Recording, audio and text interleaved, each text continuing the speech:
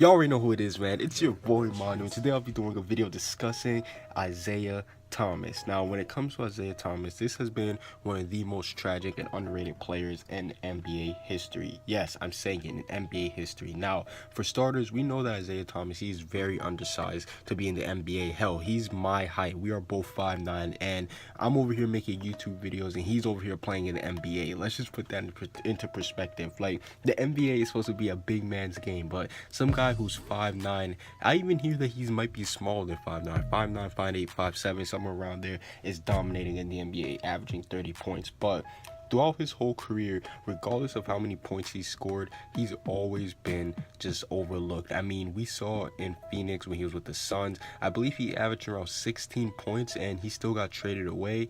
And even with the Kings, I think he averaged 20 points at that time, even when he was paired up with DeMarcus Cousins. Just imagine if that duo would have stayed together.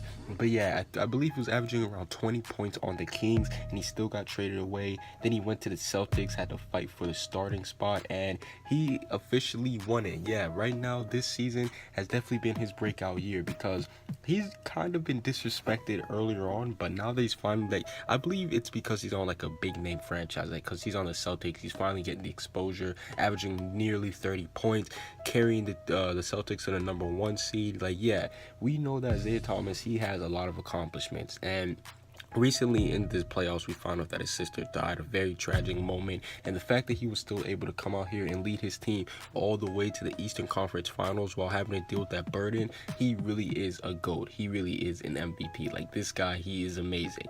But when it comes to the Celtics, this is why I say that he might be one of the most disrespected players, because we are now finding out that with the Celtics versus Cavs series, we learned one thing.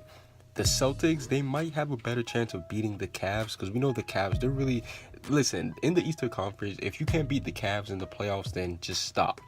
But we found out that they might have a better chance of actually beating the Cavs without Isaiah Thomas, and that's understandable. Isaiah Thomas, he's under 6 feet, so he's always going to be a defensive liability. So I've been starting to hear rumors of Isaiah Thomas being traded. Now, the reason why I said this is disrespectful is because, yeah, I get it. Like, this guy, he is 5'9", you know, he's a huge defensive liability. It's kind of easy to shut him down. Like we saw what the Cavs did.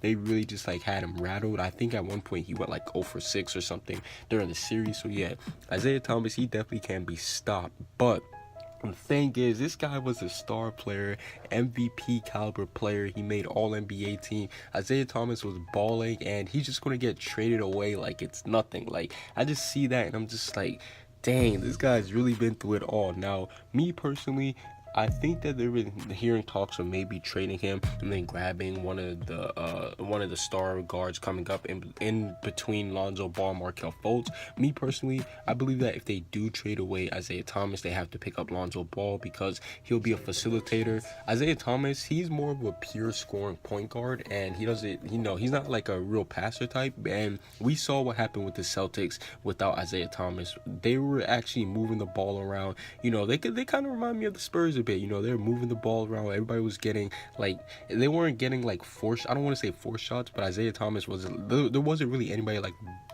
ball dominant like Isaiah Thomas would be. So I think if Lonzo Ball did go in there, he would actually make them, I think it would kind of elevate them. But if they get Markelle Fultz on the other hand, I think he will be a taller, stronger Isaiah Thomas. And I basically think that Markelle Fultz, I think he's more of a scorer than a facilitator. So if they do pick him up to replace Isaiah Thomas, then I think he'll just take his role, and yeah, he'll basically be like an upgrade Isaiah Thomas. And I don't want to say upgrade Isaiah Thomas because Isaiah has proved himself, and to think that some rookie just going to come in here and going to be better than him, that's a little bit disrespectful. But overall, what do you guys think about the situation that Isaiah Thomas is in right now? Do you guys think he'll get traded? Do you guys think they'll stay and get a dynamic duo between Markelle Fultz and Isaiah? Comment what you guys think down below. Subscribe if you haven't. Peace out.